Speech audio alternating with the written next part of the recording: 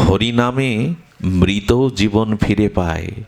শুনেছি হরিনাম অমৃত সুধা, সঞ্জীবনী সুধা। চল আমরা ঠাকুরের কাছে নিয়ে যাই। পাখিটাকে ঠাকুরের সামনে রেখে সেই সহজ সরল ভাই বোন ক্রন্দন করছে, ঠাকুর তোমার জন্যই পাখিটাকে এনেছিলাম, কিন্তু নিজেদের ভুলে অবুঝতায় পাখিটা মারা গেল। পাখিটার সামনের দিকে তাকিয়ে ঠাকুর করুণার দৃষ্টিতে বলছেন, হরিবল হরিবল। কয়েকবার বলার পরে কি বলবো আপনাদের, লীলামৃতে দেখলাম পাখিটা জীবন্ত হয়ে হরিবল হরিবল বলতে গেল প্রভুর। তো সেন সেবানন্দ যখন গৌর ভক্তদের নিয়ে, নিতাই চাঁদ সহ গৌরীয় ভক্তদের নিয়ে লীলাচলের উদ্দেশ্যে যাত্রা শুরু করেছেন, পথের মাঝে একটা কালো কুকুর এসে দলের সাথে মিশে গেছে।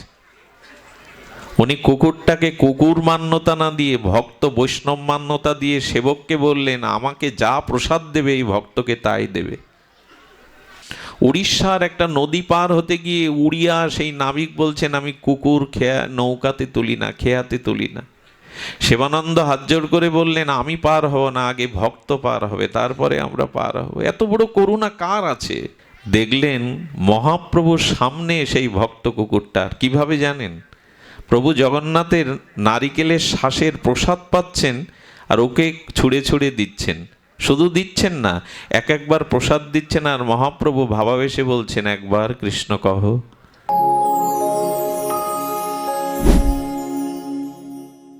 পতিত পাবন হরিচাঁদ গুরুচাঁদের মহিমা লীলামৃতটা খুলে দেখবেন একবার।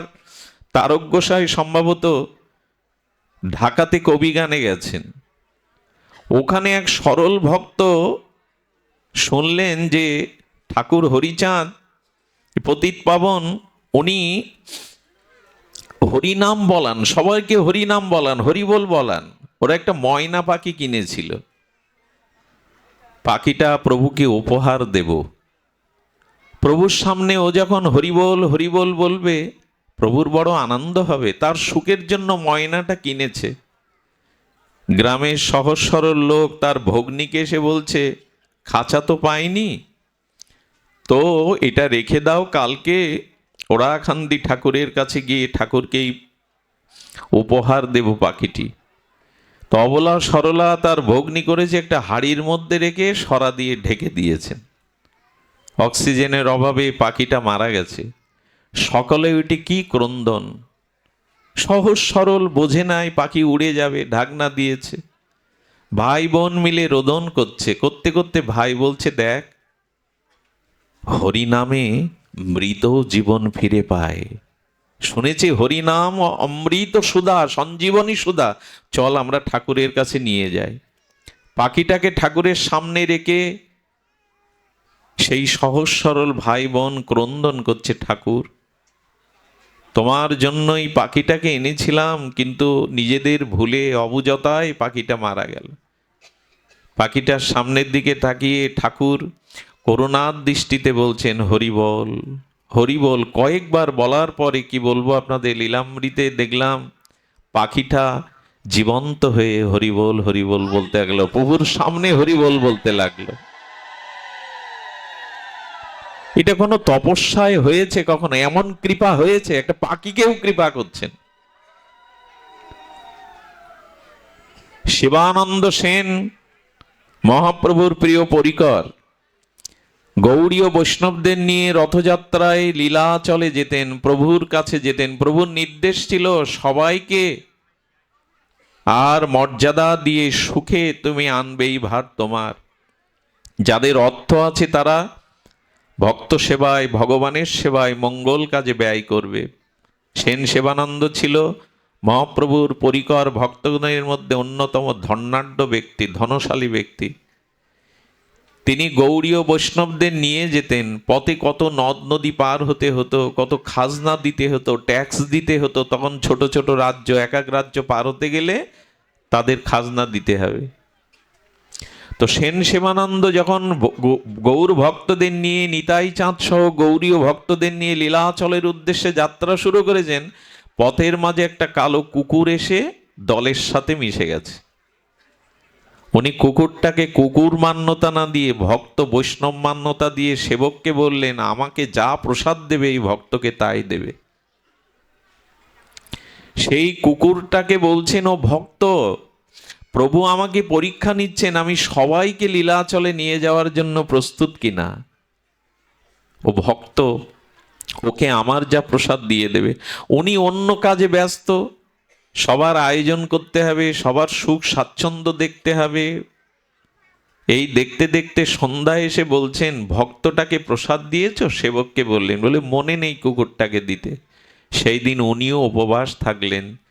আমি ব্যর্থ হয়েছি মহাপ্রভু, তুমি সবাইকে আনতে বলেছিলে তোমার চরণে, আমি মান্যতা দিতে পারিনি। কাঁদছেন, নিজেও উপবাস থাকলেন। মহাপ্রভুর ভক্তগণেরও কৃপা দেখুন, এই যুগের মহিমাটা দেখুন, করুণাটা দেখুন। উনি বললেন, আমাকে যা প্রসাদ দেবে তাই দেবে। সামনে গিয়ে উড়িষ্যার একটা নদী পার হতে গিয়ে উড়িয়া সেই নাবিক বলছেন, আমি কুকুর নৌকাতে তুলি না, খেয়াতে তুলি না। শিবানন্দ হাত জোড় করে বললেন, আমি পার হব না, আগে ভক্ত পার হবে, তারপরে আমরা পার হব। এত বড় করুণা কার আছে? গৌর যেমন পতিত পাবন, তার ভক্তরাও পতিত। এই যুগে তো করুণার যুগ, কৃপার যুগ। করুণায় অবতীর্ণ কলৌ। সুধীজন, কুকুরটাকে পার করার জন্য 10টা মানুষের কড়ি, ওকে পার করার জন্য 10 জনের কড়ি দিয়ে দিলেন, পার করো। ওপারে গিয়ে দেখে কুকুরটা আর নাই। আমার কোনো অপরাধে হয়তো আমাকে ত্যাগ করে চলে গেছে। এই অনুশোচনায় ভুগতে ভুগতে লীলাচলে যখন পৌঁছালেন, দেখলেন মহাপ্রভুর সামনে সেই ভক্ত কুকুরটার। কিভাবে জানেন? প্রভু জগন্নাথের নারিকেলের শ্বাসের প্রসাদ পাচ্ছেন, আর ওকে ছুঁড়ে ছুঁড়ে দিচ্ছেন। শুধু দিচ্ছেন না, একবার প্রসাদ দিচ্ছেন, আর মহাপ্রভু ভাবাবেশে বলছেন, একবার কৃষ্ণ কহ, একবার। এরকম করুণা কোনো ইতিহাসে কোনো শাস্ত্রে পাওয়া যায় না। একটা কুকুরকে সামনে পেয়ে প্রভু প্রসাদ দিচ্ছেন আর বলছেন, কৃষ্ণ কহ। যেই প্রভু বলছেন, দেখুন মানুষেরই হাত আছে, অন্য প্রাণীরা চতুষ্পদ বিশিষ্ট, অন্য প্রাণীদের হাত নেই, তারা পা দিয়েই হাতের কাজ করে। এই হাতটা পেয়েছিলাম গুরু বৈষ্ণবের মহতের গুরুজনের সেবার জন্য, ভজন করার জন্য। অন্য প্রাণীকে গোবিন্দ হাত দেননি। কুকুরটা তার 2 পা তুলে হাতের মতো করে ভঙ্গিতে চিৎকার করে কৃষ্ণ কৃষ্ণ বলছে। মহাপ্রভু কুকুরটাকেও করুণা করছেন প্রসাদ দিয়ে, হরিনাম দিয়ে। আর কি করুণাময়, করুণা দাতা হবেন তিনি। কুকুরটাকেও করুণা করছেন। সেন সেবানন্দ মহাপ্রভুকে প্রণাম না করে কুকুরের পায়ে পড়ে গেলেন, ধন্য তুই, মহাপ্রভুর অদরামৃত আর হরিনাম বেঁচে পড়ে গেলেন। মহাপ্রভুর এই হলো মহা অবদান, কেউ বাদ যায়নি।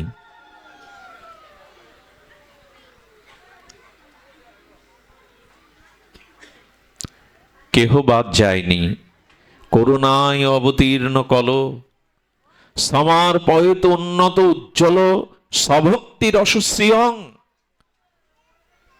ব্রহ্মাদিরও যে রস পায়নি, মহাপ্রভু সেই হরিনামের মধ্যে, প্রেম দানের মধ্যে জীবকে তাই দিলেন। মানুষের কি কথা, পশুকেও তিনি প্রেম দিচ্ছেন, হিংস্র জীবজন্তুকেও, বনের ব্যাঘ্রকে, সর্পকে, হরিণকে পর্যন্ত মহাপ্রভু প্রেম দান করেছেন ঝাড়িখণ্ডের পথে। ঝাড়িখণ্ডের জঙ্গলে বনপথে প্রভু পাথরকে গলিয়েছেন হরিনাম দিয়ে। এ তো সকলের জানা। এজন্য এই যুগ প্রেমের যুগ। যদি বলেন তাহলে এত যুদ্ধ কেন, এত রক্তক্ষয় কেন, পৃথিবীতে এত অস্ত্রের ঝঞ্ঝানানি কেন? এর একটাই কারণ, প্রেম শূন্য পৃথিবী আজ ধ্বংস হতে বসেছে। শুধু প্রেম নাই, হিংসা দিয়ে হিংসাকে জয় করা যায় না। অস্ত্র দিয়ে জগতে কখনো প্রেম আসেনি। আপনি জয়ী হতে পারেন, ভূখণ্ড দখল করতে পারেন, দুর্বলের উপর অত্যাচার করতে পারেন সামরিক শক্তির দ্বারা, কিন্তু শান্তি আপনি পাবেন না। ছোট্ট একটা কথা আপনাদের বলি, আমেরিকা ইরাক দখল করার পরে শান্তি পেয়েছে বলে ইতিহাস বলেনি, শেষে চলে যেতে হয়েছে তাদের। মধ্যপ্রাচ্য, ইরাক দখল করে আমেরিকা শান্তি পায়নি, অস্ত্রের দ্বারা শান্তি হলে মহাপ্রভু অস্ত্র হাতে তুলে নিতেন। তিনি স্বয়ং ভগবান, প্রেম অবতারে, করুণার অবতারে ওনারা এসেছেন। আজ আমরা প্রেম থেকে অনেক দূরে। ছল, কপটতা, হিংসা এগুলি জগতে কারো মঙ্গল বয়ে আনেনি। অস্ত্রে যদি প্রেম প্রতিষ্ঠিত হতো, মহাপ্রভু অস্ত্র ধরতেন। কাজী উদ্ধারেও পর্যন্ত তিনি প্রেমকেই অবলম্বন করেছেন। বীরত্ব থাকতে হবে, বীর্যবত্তা থাকতে হবে, সাহস থাকতে হবে, ক্ষাত্রবল থাকতে হবে, কিন্তু হৃদয়ে প্রেম না থাকলে শ্মশান হয়ে যাবে, পুড়ে ছারকার হয়ে যাবে। কিন্তু করুণা চাই, প্রেম চাই। এই প্রেমের জন্যই, আর এই প্রেম দিতেই মহাপ্রভু সাঙ্গপাঙ্গ এসেছিলেন। দেখুন, পঞ্চতত্ম আত্মকং কৃষ্ণং ভক্ত স্বরূপং, পঞ্চতত্ম আত্মকং কৃষ্ণং ভক্ত স্বরূপম। এই তো পঞ্চতত্ত্ব আমাদের সামনে এসেছে। আমরা যখন পঞ্চতত্ত্বের এই বিগ্রহগুলো দেখি, এই পঞ্চতত্ত্বের প্রভু যাদের নিয়ে এসেছেন সাঙ্গ পাঙ্গাস্ত্র পার্শ্বদানাম, তারা কেমন অস্ত্র দেখুন। মহাপ্রভু এবার ভক্ত রূপ নিয়েছেন। খুব রহস্যের একটা কথা শুনুন, চৈতন্য মহাপ্রভু ভগবান রূপ নেননি। কি রূপ নিয়েছেন? ভক্ত রূপ। আচ্ছা, ভগবান ভক্ত হতে যাবে কেন? কোন দুঃখে ভগবান ভক্ত হবে একটু বলুন তো? ভগবান তো ভক্ত রূপেই আসবে। কিন্তু মহাপ্রভু ভগবান, স্বয়ং ভগবান কৃষ্ণই, আর দাপরের কানাই গৌর হয়ে তো এলেন, আর রাধা ভাবকান্তি নিয়ে এলেন, কিন্তু তিনি ভক্ত রূপ নিলেন। মহাপ্রভু কিন্তু ভগবান রূপে আসেননি, ভক্ত রূপে এসেছেন। ভক্ত রূপে এসে নিজে ভজন করেছেন, কেঁদেছেন, কাঁদিয়েছেন। মহাপ্রভু বিতরণ করেছেন হরিনাম, ব্রজপ্রেম, কারণ তিনি ভগবান স্বরূপে না, ভক্ত রূপে এসেছেন। কেন এসেছেন জানেন? আমি যদি ভজন না করি, এই কাল কবলিত কলির জীবগুলো আদর্শ সামনে না দেখলে, আমি যদি ভজন না করি, নিজে যদি আচরণ না করি, ওদের মধ্যেই প্রেম ধর্ম, নাম ধর্ম, দৈন্য ধর্ম যাবে না। এই জন্য এই যুগে ভগবান ভক্ত রূপে এসেছেন। ভক্ত রূপে না আসলে হরি বলে বাহু তুলে কাঁদে। নগরে নগরে নগর সংকীর্তনে, পথ সংকীর্তনে, জাতীয় সংকীর্তনে 24 বছর বয়সে মহাপ্রভু আমাদের জন্য কি ত্যাগ স্বীকার করলেন। অখণ্ড ভারতে এই হরিনাম ধর্ম, প্রেম ধর্ম কাশী জয় করলেন, প্রকাশানন্দকে জয় করলেন, সার্বভৌমকে লীলাচলে জয় করলেন। পাণ্ডিত্যের মুখে তিনি ভক্তির বাণী বলালেন। যারা বেদ পাঠ করত, পাণ্ডিত্যে যারা বিজিত ছিল, ব্রহ্মজ্ঞানী ছিল, তাদেরকেও নাচালেন, গাওয়ালেন, হরিনাম বলে তাদের ধুলায় গড়াগড়ি দেয়ালেন। কেন করলেন এটি? নিজে ভক্ত হয়ে আচরণ করছেন। এই যুগে আচরণ না করলে কেউ আপনার কথা নেবে না, মানবে না। বড় বড় কথা বলে কোনো লাভ নেই। অনেক দুষ্ট, অনেক শয়তান মানুষেরও স্মৃতিশক্তি থাকে, তারা 16 হাজার হাজার মুখস্থ করে বলতে পারে ঘন্টার পর ঘন্টা। তাতে কি হবে? তুমি যদি আচরণশীল না হও, তোমার কথা কেউ নেবে না, মানবে না। এই জন্য ভগবান ভক্তরূপে আচরণ করছেন। কৃষ্ণ বলে আজ কৃষ্ণই কাঁদছেন। পর্বত কাঞ্চন স্বর্ণ অঙ্গ ধুলায় লুটাচ্ছেন মহাপ্রভু। কেন কাঁদছেন? আপনি না কইলে ধর্ম শেখানো না যায়। নিচে আচরণ না করলে অন্যকে শেখানো যায় না, তা কাজে আসে না। বর্তমান যুগে এত যাগ যোগ্য ধর্ম প্রচার হচ্ছে, মানুষের আত্মিক উন্নতি যতটা হওয়া উচিত ততটা হচ্ছে না। তার কারণ যিনি বলছেন তিনি হয়তো আচরণ করেন না। আপনাকে যদি রিভলভার দিয়ে বুলেট শুট করা হয়, আপনার হৃৎপিণ্ড ভেদ হবে, আপনি পড়ে যাবেন। কিন্তু ওই বুলেটটা রিভলভার দিয়ে না দিয়ে যদি হাত দিয়ে ছুঁড়ে মারেন, ভেদ হবে তো? ভেদ হবে কি? হবে না। ওই বুলেটটায় আঘাত খেয়ে পড়ে যাবে। রিভলভারের মতো প্রযুক্তিবিদরা একটা গতি সঞ্চার করেছিল ওর মধ্যে, হাতের ওই গতি নাই। হাত দিয়ে বুলেট ছুড়লে বিদ্ধ হবে না, মরবে না কেউ, বরঞ্চ বুলেট আঘাত খেয়ে পড়ে যাবে। রিভলভার দিয়ে শুট করতে হবে। তা যিনি নিজে ভক্ত আচরণ করেন, ভক্তির আচরণ করেন, যাজন করেন, তার কথার মধ্যে, তার প্রচারের মধ্যেই লোকের লোককল্যাণের শক্তি নিহিত থাকে। নিজে আচরণ না করলে ও কথা কেউ মানবে না।